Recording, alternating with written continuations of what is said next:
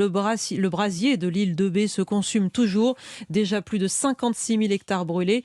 Une soixantaine de pompiers des Alpes-Maritimes et des Bouches-du-Rhône sont partis hier soir pour épauler les forces grecques. Et ils s'attendent au pire, Claire Leys. Des flammes inarrêtables, une fumée qui irrite la gorge et ce ciel apocalyptique aux teintes orangées. L'île de Bé se réduit en cendres sous les yeux des pompiers. Leur mission est quasiment impossible. Les routes sont inaccessibles et les points d'eau insuffisants. Des conditions similaires à celles qu'a connues le lieutenant-colonel des Bouches-du-Rhône, Nicolas Faure. Il se trouve dans la région d'Athènes depuis jeudi. Il n'a jamais été confronté à un feu si violent. Nous avons vécu plusieurs feux en France, de nombreux feux pour certains, mais pas de cette ampleur qui paraissait démesurée. Les superficies concernées, le nombre de maisons menacées, les conditions sont vraiment à une échelle que nous n'avons pas encore connue, heureusement, en France. De la part de la population, il y a de la peur. Il y a aussi énormément de soutien envers nous.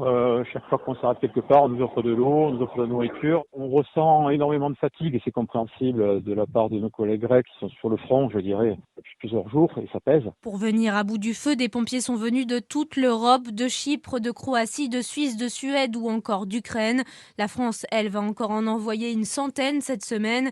Le travail est loin d'être terminé car même une fois les incendies maîtrisés, il faudra surveiller les points chauds des terres brûlées. À tout moment, le vent peut raviver les flammes.